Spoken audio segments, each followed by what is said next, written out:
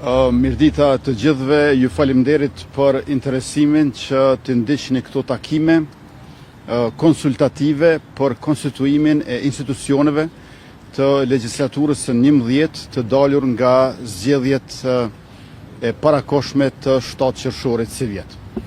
Me kryetarin e Partisë Demokratike të Kosovës, Bedri Hamzën, u takuam së pari në këtë raund të këtyre takimeve, me qenë se është edhe subjekti i dytë me numrin e deputetëve pas lëvizjes vetëvendosjes si fituese. Unë falenderoj kryetarin e PDK-s Hamza për këtë takim, i cili ishte takim i parë dhe konstruktiv që kaloi në atmosferë të vullnetit, të interesimit për t'i dhënë institucione të reja Republikës së Kosovës në përputhje me vullnetin e popullit. Aktualisht unë nuk mund të them që kemi ndonjë rezultat konkret, ndonjë të arritur që do të mund të ndaja me publikun, por në të njëjtën kohë duhet të theksoj që me kryetarin Hamza jam takuar 2 herë gjatë dimrit si vjet, nuk jemi takuar asnjëherë në pranverë dhe ky është takimi i parë në këtë verë. Uroj që kjo frymë e konstruktivitetit të mbizotroj edhe në vijim dhe në përputhje me afatet kushtetuese të arrijmë që të konstitutojmë institucionet dhe në këtë mënyrë vendit të japim edhe kryetar kuvendi, edhe qeveri të re, kryeministër e po ashtu edhe president të ri. Pra, për bindjen time, vullneti është aty, atmosfera konstruktive duhet të vijoj të mbizotroj dhe në këtë mënyrë do të mund të jemi megjithatë optimist për rrugën përpara.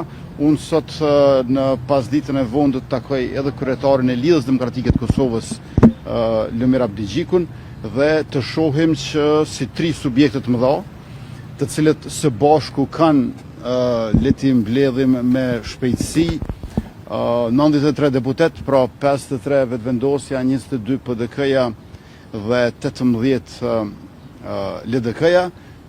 Ne kemi numrin e mjaftueshëm të deputetëve që të konstituojmë të gjitha institucionet e legjislaturës së 11, ku natyrisht e dini që për 2 raundet e para, për shkak të një aktgjykimi të gjykatës kushtetuese të vitit 2011, duhet i kemi 80 deputet në sallë për të zgjedhur presidentin e ri, ndonë se në raundin e tretë nuk kërkohet një gjë e tillë. Për bindjen time, ky numri 93 është më së mjaftueshëm, ndërkaq në anën tjetër, ju e dini që edhe nuk është as pak e sigurt nëse konsiderojmë që numri prej 80 apo 81, le të themi, deputetëve garanton kvorumin e nevojshëm. Andaj, siç e kemi thënë më herët, që është e nevojshme të kemi 84 apo 5 që të jemi të sigurt për rrugën përpara, njësoj vlen edhe tani. Cila është oferta për Hamzën? Hamza tha që do të vazhdojnë të qëndrojnë në opozicë Partia Demokratike e Kosovës, themi kështu e mbylli derën për një bashkëpunim me lëvizjen vetëvendosje. Këja nuk ju ka ardhur takim, ai bie kjo që vetëm LDK-n e keni si zgjidhje, pra për një koalicion, qoftë për qeverinë, qoftë edhe për çështjen e presidentit. Unë kur i mblodha numrat e deputetëve 53 plus 22 plus 18, nuk thash edhe plus 7 për shkak se kryetari i AK-s nuk e ka konsideruar të arsyeshme të nevojshme që të takohet me mua. Unë besoj që është rëndësishme që të takohet me mua.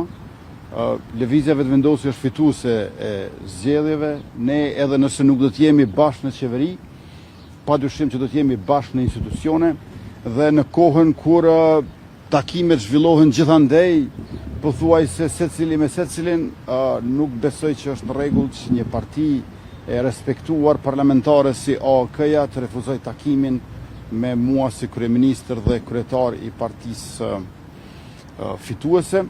Andaj edhe po duhet të them 93 në vend se 100, por gjithashtu edhe partit e pakicave, të cilët kanë qenë në të kaluarën bashkë me lëvizjen vetëvendosje në qeverisje, ne nuk kemi asnjë arsye për të besuar që nuk do të jetë sërish njësoj, kështu që jo vetëm që kemi 50 deputet si lëvizje vetëvendosje, po njëkohësisht i kemi shumicën e deputetëve në Kuvendin e Republikës, madje kemi më shumë se 61, që është minimumi i nevojshëm, por edhe një herë po e theksoj, nëse unë si fituesi zgjedhjeve, kryetari i vetëvendosjes, kam përgjegjësinë për formimin e qeverisë, zgjedhja e presidentit nuk është përgjegjësi vetëm e partisë fituese.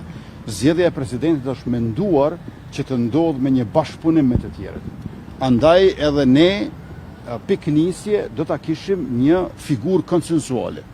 Pra dikush i cili nuk është i asnjë partie politike, dikush që është përtej polemikave të skenës aktuale, dikush i cili ka vlera të dëshmuara, kombëtare, profesionale, qytetare, dhe në këtë mënyrë të jetë shprehje e unitetit ashtu siç e kërkon kushtetueshmëria jonë. Tash kjo është jo ideja jonë dhe kërkesa jonë, por kjo është fryma dhe germa e kushtetutës. Edhe një herë po ritheksoj, për qeverisje, përgjegjësia bie mbi ne, po për zgjedhjen e presidentit të gjithë kemi përgjegjësi. A do të thotë se do ta bëni qeverinë, a do të thotë se do ta thyrësni seancën e kuvendit pas konstituimit për ta votuar qeverinë? Tash jemi në fazën e konsultimeve me partitë opozitare, domethënë me PDK-n dhe LDK-n që pranuan që të takohemi dhe të bashkëbisedojmë për një zgjidhje politike për rrugën përpara.